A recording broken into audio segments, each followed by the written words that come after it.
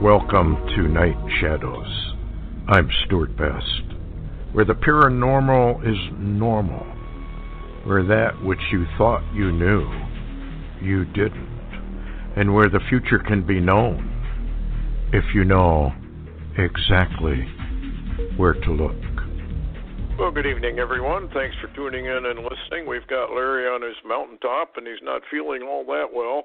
And so I'm requesting prayer for Larry. He's been under the weather here for quite a while. I had the flu, and I'm feeling a lot better. It still takes a lot out of you, and it appears to me that all of the Lord's people are being hammered. Hi, Larry. How you doing up there on the mountain? Oh, hanging in. Yeah, it's I just can't seem to get over this sinus and throat problem I've had for about a month. Anyway, hanging in. Yeah. Well, everybody's getting hammered, particularly the Lord's people. Being attacked, no question about it. Before we get rolling, I wanted to get into, there's a fellow by the name of Ken Peters. And he's a Catholic boy. When the vision occurred, I don't call him a boy, I guess, but young man. And hadn't studied the Bible, didn't know anything about Bible prophecy. We've mentioned him before, but I was listening to him and another Christian fellow who examined the vision and came to the conclusion it was valid and that we should be paying a lot of attention to it. And the question I wanted to ask everybody is, why are we getting all these EMP articles and warnings on YouTube and scientific articles, government articles concerning an EMP event, and that we should all be ready for a long-term power outage? This is coming up more and more and more. It's almost like, okay, the government is telling us this is coming. They know it's coming. Now, whether they're the ones who trigger it to bring in what they want to bring in or not remains to be seen. Tomorrow is a very interesting day, too. I just want to mention it briefly. January 5th, it's a new moon, which basically is no moon at all. It is the middle of the Feast of Hanukkah, the Feast of Dedication, if Hanukkah became moved because of the pregnant year, which would then push it from December into January. So there's a little argument over that. But it's also very, very interesting that was the time when Jesus revealed actually who he was. And tomorrow is also Venus, shines the brightest, I guess it's been in a long, long time. And, of course, Venus is the bright and morning star, which, of course, Jesus ascribed to himself. So it's another warning from the Lord, and Larry sent out a bulletin on the sun. There's a partial eclipse of the sun over, I think, part of Alaska and that area. So got a lot of things going on that are kind of signs in the heavens. And don't forget, we have the blood red moon, the mega moon, if you want to call it that, blood moon, on the 21st, 22nd, or 20th rather than 21st. So anyway, kind of interesting because I don't want to get into it now because I haven't really studied it out totally, but there appears to be a connection between Babylon the Great and Ephraim. And appears, according to Hosea anyway, that the destruction occurs on a new moon or no moon. And that is related directly to Isaiah chapter 17 and the taking of Damascus, which is destroyed basically overnight. In the morning, they are not. So at evening time, trouble, and in the morning, they are not. So anyway, keep all that in mind as we get into this EMP thing and what Ken Peters had to say. First, he said, now remember, he knows nothing about Bible prophecy. Really, he had never read the Bible because he was a Catholic boy, and they don't read scriptures, nor do they subscribe to any end-day events. The Vatican is the end time, and blah, blah, blah. But I don't want to get into that either. So anyway, he says he heard a very loud and very long horn blasts like you had in the old vehicles, the old cars, which would be very reminiscent of a huge trumpet blast. Then he says he saw all over the world the graves opening up with violent eruptions and loud noises, and the people were coming up out of their graves. And he said all of them had on a white, bright, shining robe, brighter than the sun, he said, and then all of a sudden they all vanished. So they came up out of the graves, they saw him, he says he saw them, and then they all vanished. He said he did not know where they went. He did not see the rapture of the living, he says. But, of course, we have the Bible that those who are still alive will join those in the air where they go to the Father's house for the great wedding feast. You'll find that in Thessalonians and whatnot. Okay, so the question is this. Is the event of an EMP event tied to the rapture event? Because the occult seems to know this is coming. We've read to you the mystic over there in Bolivia, I think he was, that said there was a cosmic wave coming through, and when it came through, tons of people would vanish, simply vanish. Anyway, so he sees this happen, and now he's after that event, is what he's talking about. After the resurrection, people were in total chaos the entire world over. They were all desperate. There was total hysteria. Many were left behind, and he said they all felt like very sorrowful, like they had just buried their mother and were walking away from the funeral or the gravesite, trying to figure out what had happened, I guess.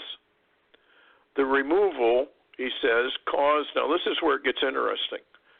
The removal, right after that happened, was a 2-week, he claimed, total global power outage all over the world, like an EMP event of some type. He even related it to an EMP event.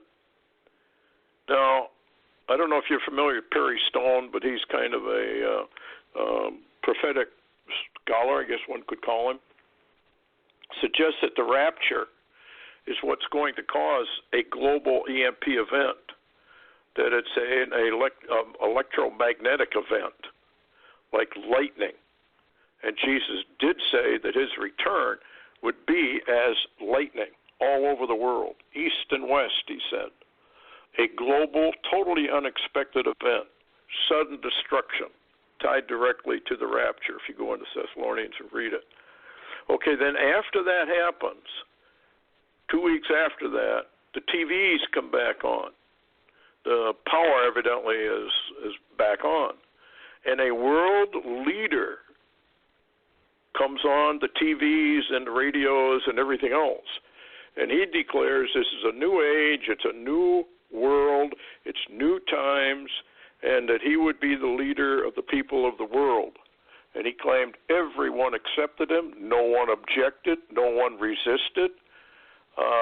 He saw Orwellian-type TVs, huge TVs in all the cities. And this man, this leader, told everyone that the evil people had been removed. Christians and such, according to the New Age, are a cancer that are impeding the advancement of humanity, and they simply have to be destroyed, removed, or vanished. And then he told everyone that they had to get rid of their national identifications as citizens and had to become world citizens. And the police were obviously, from his description, UN peacekeepers. Now, when he had this vision, he knew nothing about Humvees or machine guns on the back of Humvees and all that, and he described them to the T. And this was many, many years ago before they even came out. Then he said he saw a worldwide global earthquake that shook the world. He said it was like the earth wobbled back and forth. We'll go into Isaiah chapter 24. That's exactly how it's portrayed. And the world began to wobble about its poles. This caused a complete reversal, basically, of weather to change, and all fertile areas became desolate, and food, of course, became very, very scarce. And then the world, he says, went under a total surveillance system. Every move was tracked, and then Christians began to be persecuted and beheaded as time went on into their new system. Now, what's interesting about all this is I want to now move into Trump and the wall. Here's from Drudge. Trump, I can build a wall without Congress. Military version of eminent domain. Considers declaring national emergency. Shutdown could last years. What do you think, Larry? Is he warning us? Yeah, that's really interesting. Absolutely interesting, yeah. What do you think? Do you think he's going to actually do this? Well, I watched the news all day as he was coming on and having meetings, et cetera, and I'll tell you what, it looks like he's going to go for it. It looks like he's going to stand for that wall, which the Democrats is calling immoral, and they won't open borders. So this is a real split in the country. How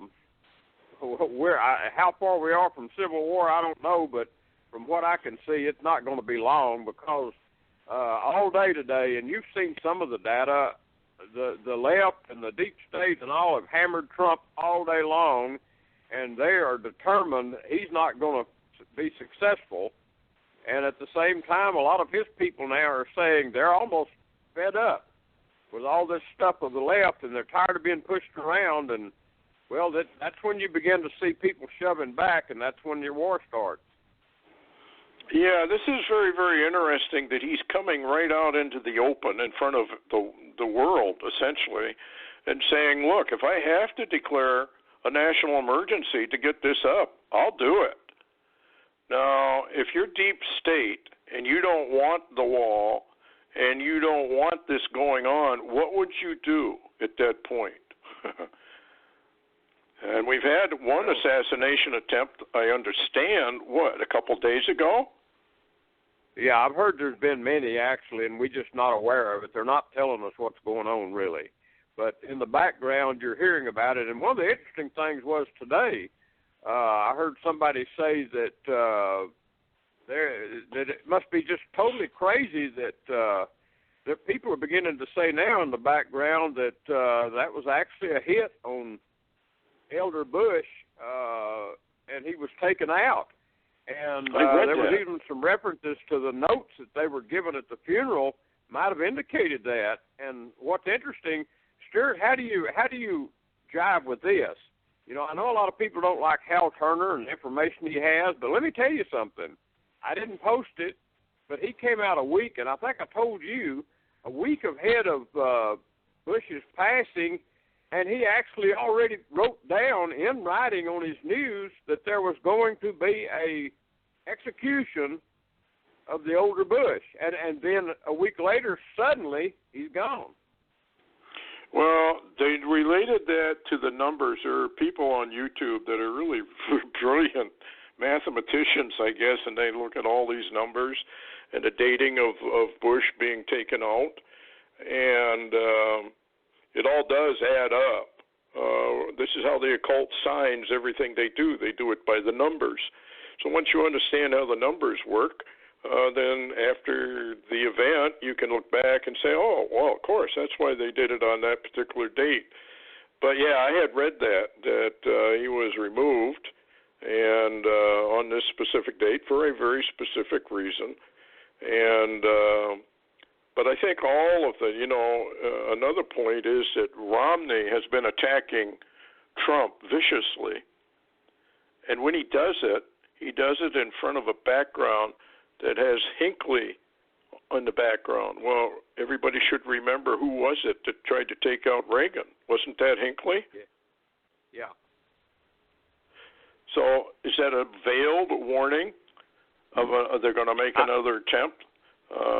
He said, I guess, Trump even tweeted he'd never seen so many machine guns out. I'm thinking he's on the White House lawn as he looked out the window. Evidently, there really was an attempt to take him out. And this is my point, that deep state will become so desperate that they might very well attempt that. I mean, they didn't have any hesitation about getting rid of Kennedy. And he was kind of a rogue, if you want to call him that, as well. Trump is kind of a rogue. So it's going to be very, very interesting. Speaking about walls and fences, this is interesting. Russia has built a fence along its Crimea-Ukraine border. Russia evidently feels fences actually work. The Vatican has a very big wall around it. Obama has a wall around his house. Schumer has a wall, we're told. And Pelosi has a wall around their house. And yet all of this is immoral, and this is deep state communists, folks. They're trying to take down the country. They want the country to be destroyed. And unfortunately, at this point in time, they have the Lord, believe it or not, on their side. And because the Lord says, I'm going to destroy you. And I think we're awful close to the beginning of that destruction. And it's just too bad. But I wanted to bring up a couple things here, and I want Larry's opinion on them. Russia to deploy precision strike missiles in the western Atlantic, caliber cruise missiles that can target Washington, East Coast cities, and even as far in as Chicago. Russia is deploying long-range precision cruise missiles to the western Atlantic that American defense officials say will allow Moscow to target Washington and other East Coast cities with conventional or nuclear attacks. These can be put on warships or are on warships and missile submarines that Moscow plans to use in Atlantic patrols near the United States. I can't remember the movie. What was the name of that movie? The Hunt for Red October. If you haven't seen it, folks, go get it. The Hunt for Red October, where the sub-commander, he's played by Sean Connery, makes mention of the fact of how they're going to sit off in the Atlantic and then hit them when they least know it. What do you make of this, Larry? I mean, in light of biblical prophecy and in light of the prophecies of New York City being deluged by a tsunami or maybe even a nuclear attack, what do you make of this newest edition of doing this? Yeah, I've seen a lot of prophecies lately indicating that very information. And what's interesting is the Bible clearly says that an attack on Babylon, that all the arrows hit their mark. They don't miss. And what's so interesting, you mentioned the Hunt for Red October, the movie. That was actually a novel or a book, I think Tom Clancy actually wrote. Yes. Yep. And they made the movie from it. Now, another one that Tom Clancy, that I'm hearing all over the media lately, is Red Storm Rising. That's a Tom Clancy novel, and it is an absolute incredible novel because of how that the Russians set up America and do a blitzkrieg attack on NATO and Europe and literally render America almost useless into coming to their aid. That's the plan, Red Storm Rising. People need to read that. And I'm hearing that everywhere recently. Stewart, all of these, what we're talking about, these are clues. These movies, these books, all of this stuff, these are clues. Yeah, it's too bad people can't read clues in advance, which is why the Lord gives us biblical prophecies. That's why he says study to show yourself approved. Find out who the real players are. Unfortunately, most of even our prophetic scholars don't even know who the real players are. They've got it all messed up. It's very easily to prove they've got it all messed up. In fact, one of them was on TV, I don't know how many years ago, and he said, anybody that believes that America is Babylon is a fruitcake. Well, he's an absolute liar for making a remark like that. America is Babylon the Great. It doesn't matter whether people agree with it or not. The Lord has given us hundreds of, I call them descriptive parameters. Only one nation fulfills those parameters. Only one, and it's the United States of America.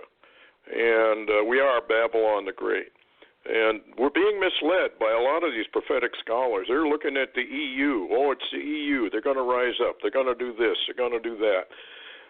No, it's here, and it's going to hit us between the eyes. And I don't know if it's Putin or whoever it is, but when this attack comes, it's totally unexpected, according to the Bible. We don't believe it would happen when it happens. And it says that the American people are stunned, absolutely stunned by this attack. And Peters didn't say anything about an attack at all. He just mentions that he saw the resurrection of the dead, and then they instituted a world order type thing, new world order, and obviously then America has not yet been attacked. So, or that wouldn't be going on. Okay, another one here. It says the range of these missiles means a ship or submarine armed with these calibers and located 1,000 miles off the U.S. coast could target all American cities stretching from Boston to Miami and as far west as Chicago. And this is a concern for U.S. military commanders in Europe as well because of their deployment of ships and submarines in the Mediterranean. We're fooling around here with something that's not good. And here's another headline. Iran to send warships to the Atlantic closer to U.S. waters. Isn't that odd that Russia and now Iran are going to be sending their ships over here? Folks, read your Bible prophecies. Yeah, go ahead, Larry. I was just going to mention it's really interesting. I've heard some interesting information lately that they're not putting out in the media about how Obama and Hillary helped Iran, and not only money, yes, but they helped Russia with the radiation, and I can't remember what they called that. There was but what's interesting, all of our enemies have been helped by the years of those people, and we can't even look into it. Stewart, this is what's interesting. All they can look into is Trump or anybody associated with him. Never worry about all the betrayal and treason up to that point. Yep, well, that's communist operation, as I've tried to point out many, many times to the people. What we're dealing with here is a communist coup. And we have a bunch of communists within our Congress. And that's why they don't do anything. They deliberately don't do anything. It's all just rhetoric. It's all stage play. They may throw a few crumbs your way to make you feel better, but it's only a few crumbs. Meanwhile, the march towards the New World Order, the march towards total surveillance, the march towards total control, the march towards social credit system here in America like they're doing in China, it's well entrenched, and it's coming our way. They mean to bring down America. America has to be submerged under the United Nations New World Order. In fact, as Ken Peters saw, the police wore the blue helmets of the UN. They were all UN. Well, we have pictures and videotapes of hundreds of UN white vehicles, military types, all over the United States. What for? Well, it's obvious. They're going to bring America down. Now, Trump may be slowing it down. Who knows? Okay, then we had a Chinese admiral. He said he wants to sink 2 U.S. aircraft carriers over the South China Sea dispute. He said that would rebuff the U.S. Navy, and it would take even more interventionist posture if they got involved in this. So here you go. We have enemies all around us, and we're being encircled. What do you got, Larry? We got about 4 minutes left. I know you weren't feeling well. I'm not doing that well either. Yeah, it's very interesting that Debkafile is reporting that Netanyahu is claiming that Trump is taking withdrawing U.S. forces out of Syria and is going to allow Israel itself to attack and take on the forces inside Syria, that Israel will do it themselves.